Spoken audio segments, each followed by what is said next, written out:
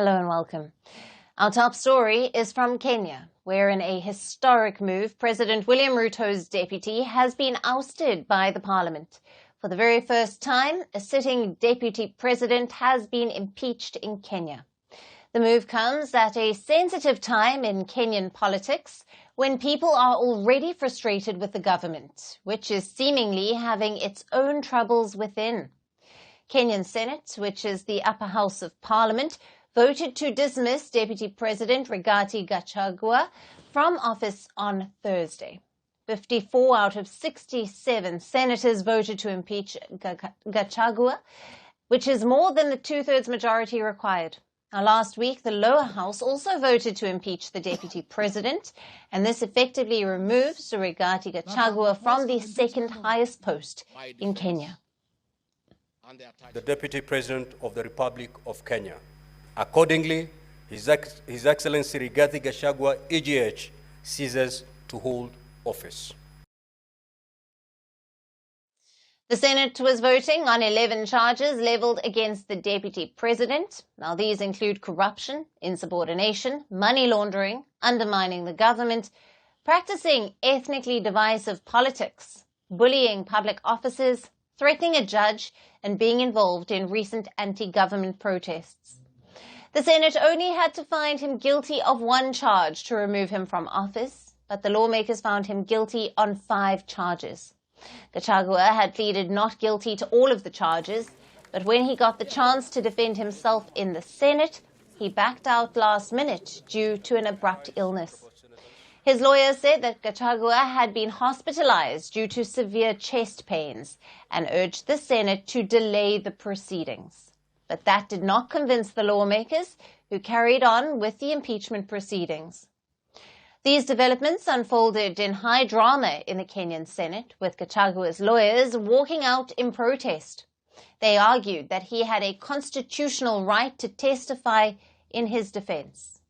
It's unfortunate that our client is unwell, and we wish the Deputy President of the Republic of Kenya a quick recovery. You heard you have witnessed what has transpired in Parliament today. The Senate has decided to sit in the absentia of our client. While Gachagua failed to fight in Parliament, he is doing it in the courts. He challenged his removal in a high court that has responded in his favour. The court has suspended his impeachment by the Senate. The court judge has issued a conservatory order, noting that the case raises serious constitutional issues. The order mandates that the process to fill the deputy president position must be halted until the 24th of October. Now, this comes after President William Ruto had already picked his new deputy. He had nominated the Interior Minister, Kithure Kindiki, as his deputy. Throughout the impeachment proceedings, Ruto had maintained his silence, but it was visible that the ex-deputy president was sidelined. He had been missing from state events and from accompanying the President Ruto at key functions. A rift between President Ruto and Gachagua had been out in the open. Now popularly known as Riggy G, Gachagua is a 59-year-old former businessman and multi-millionaire. He belongs to the Mount Kenya region. Ahead of the 2022 polls, he decided to side with William Ruto, who was then Kenya's deputy president. In a similar development, the then deputy, Ruto, also had a falling out with his president. Gachagua was facing legal troubles when he lent support to President Ruto. He had also been arrested multiple times on corruption charges. But navigating those troubles, he then continued his campaign for Ruto, amassed a big chunk of votes for him, which helped him to win the 2022 presidential elections. Now, the charges against him were also dropped after that. So what turned relations between the two sour? Now, reports suggest that everything is rooted in Kenya's recent anti-tax protests, which turned into a mass campaign against Ruto and his government. At least 50 people died in the protests, and Gachagua has been accused of having a role in the protests. Things also worsened for him after Ruto joined hands with the opposition members in a bid to appease the protesters and formed a broad-based government. So members of the camp, which once Gachagua ditched to rally for Ruto, became a part of the government. And since then, Gachagua has complained of being sidelined. Ruto was reportedly already delegating some of the Deputy President's tasks to the Interior Minister, who has now been chosen to replace him. Incidentally, the Interior Minister, Kithure Kindiki, also belongs to Mount Kenya. Now, while Kenya goes through this complex political period, many in the country see this as a way for the government to distract the public from issues surrounding economy and governance. How will this historic impeachment have consequences for the nation, which is seen as one of the stable democracies in the continent? Now, for more on this, we have with us Mark Bichachi, a political strategist who is joining us live from Nairobi, Kenya. Thank you for being with us. Thank you for having me. Let's start with, what are the constitutional and legal grounds for impeaching the Deputy President, and how do they compare to these other high-profile impeachments in the region? Well, first and foremost, the Deputy President was accused of financial impropriety, undermining the presidency, undermining devolution, bullying of the state officials, as well as the judiciary, among very many other charges. But at the core of this impeachment process was a political rift between himself and the president, between his ideas of how Kenya should be run and versus what the president was doing. And this is not something new in terms of how Kenya usually operates. It's something that even happened between the current president and his former boss. Unfortunately, for Rigathi Gachagua, the patience was thin, especially given what the president had gone through with the Gen Z protests that had happened. So what was happening now is a president who really needed to make sure that his inner circle is loyal, and therefore this impeachment was orchestrated to be able to ensure that his cabinet and his leadership is secure, given the kind of tensions that have been there in the country.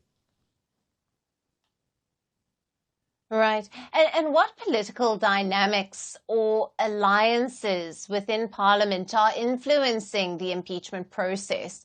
And how do they reflect the current state of Kenyan politics? Well, you ask a critical question, because as we sit here today, the main opposition party, ODM, was totally voting together with the ruling party. They already have members within the cabinet, and therefore it seems as if there is an unofficial alliance between the party that was previously led by Raila Odinga and the president. And this is how they were easily able to get 2/3 of the votes in both houses. So what happens now is the president, William Ruto, has put together one of the largest political coalitions, giving him quite large influence and control over both houses of parliament. The opposition is struggling to find its own footing, but Raila Odinga, who is cooperating with the president, is still the head of the coalition called Azimio. So it's an interesting time for Kenya, but the chips seem to be falling in favor of the president, William Ruto. And just quickly, how might this, the Deputy President's hospitalization with his severe chest pains, preventing him from testifying in his own defense, influence the impeachment proceedings?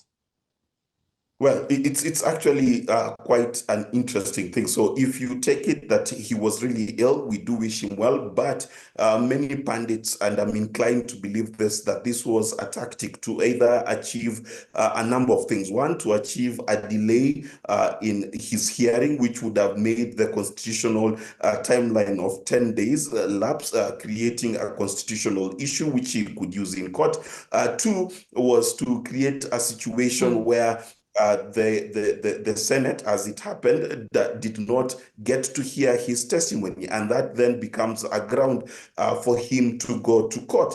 But it must be clear that in as much as the courts have now spoken and suspended his impeachment and suspended his replacement, really there is very little that he can achieve within the next 3 years, because if he wins any of the cases, then the government and legislature will appeal, and then it will be a long drawn process. So for all intents and purposes, the court action that he's taking is going to be more of his political survival than it is going to succeed in actually reversing his impeachment. Right. Mark, thank you very much for being with us on Firstpost Africa, and we will continue to monitor how this impeachment will impact Kenya's governance. Thank you for having me. Firstpost decodes the U.S. election, explains how America chooses its president. Your primer on the race to the White House. Everything you need to know about how America votes and its global implications. U.S. Election Explained, every Monday and Thursday only on Firstpost.